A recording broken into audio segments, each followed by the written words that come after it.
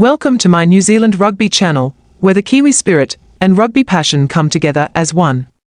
Make sure to subscribe so you don't miss out on any of my mates.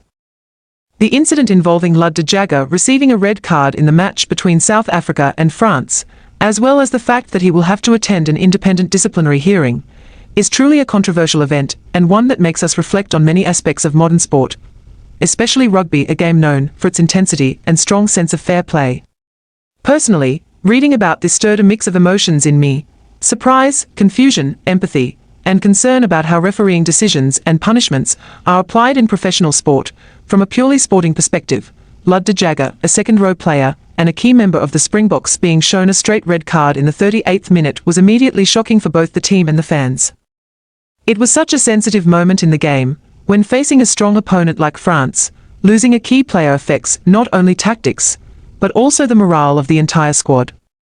This made me wonder about the criteria referee Angus Gardner used to make such a strict decision. Did Gardner see an act of violence or danger beyond the acceptable threshold of the laws, or was it perhaps a snap decision in the fast pace of the match? This dilemma was reflected in the comments of Schalkberger, the former South African star, who expressed confusion and questioned why the incident wasn't reviewed before issuing a red card. It makes me think about the nature of rugby laws and how modern referees balance player protection with the flow of the game. In some sports, referees can choose to give a warning, a caution, or even refer an incident for review before issuing a severe penalty. In this case, however, Gardner opted for the immediate approach, a straight red. I see this as demonstrating the referee's decisiveness necessary in some dangerous situations, but it also opens the door to controversy given the severity of the act and the consequences for both the player and the team. When head coach Rassie Erasmus remarked that de Jager's action deserved a penalty, but not necessarily a red card, I felt a mix of empathy and concern. Empathy, because it was clear that de Jager is not a habitual offender, and concern because such a strict refereeing decision could unfairly impact the career of a talented player. Personally, I have always believed that fairness in sport is not just about following the rules, but about assessing situations comprehensively, including intent, context, and consequences. In this case, de Jager's relatively clean disciplinary record, only having missed one match in 2016, should have been a factor in mitigating the punishment. Another aspect that made me reflect deeply is the disciplinary system and penalties in modern rugby, as governed by World Rugby. According to regulations, an offence like de Jager's could be punished from 2 to 52 weeks, depending on its severity.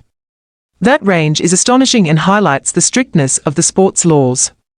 The maximum of 52 weeks is almost equivalent to a year-long ban, something that could destroy a player's career if applied rigidly.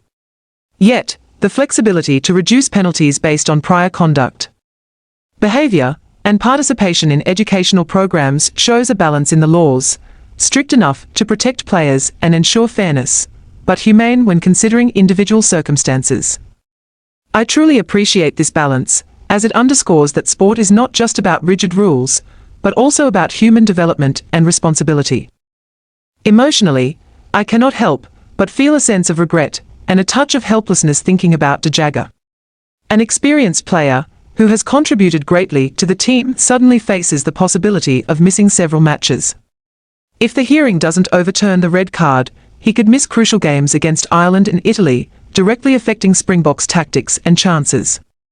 I can imagine the mental pressure de Jager is under, preparing for the next match while facing a disciplinary hearing that could impact his career. As a rugby fan, I find this both tense and moving, because sport is not just about winning and losing, but also about the human stories and personal challenges players must navigate. The incident also made me think about the role of referees in modern sport. Referees are not only enforcers of the laws, but also guardians of fairness, safety, and sporting values. Every decision can spark debate, affecting players, teams, and even fans' trust. In controversial situations like this, allowing referees the opportunity to review or explain decisions could ease pressure and enhance transparency. At the same time, an independent disciplinary system, like the hearing de Jager will attend, is crucial to ensure that all decisions are evaluated fairly and objectively. Ultimately, looking at the incident as a whole, I realize it is a clear example of the complexities in rugby where physicality, tactics, laws, and humanity all intersect. It reminds me of the fundamental values of sport, personal responsibility, fair play, and the ability to accept decisions even when imperfect.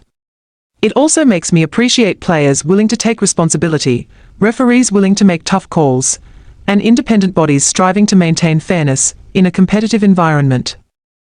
With all these reflections, I see Lood de Jager's case not merely as a rugby event, but as a story about responsibility, fairness, and human challenges in modern sport.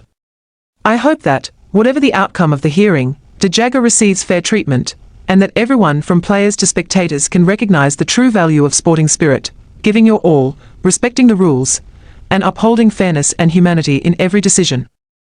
Thanks for being part of my New Zealand rugby journey. Don't forget to like, share, and subscribe so you won't miss any epic moments. Big thanks to all the fans.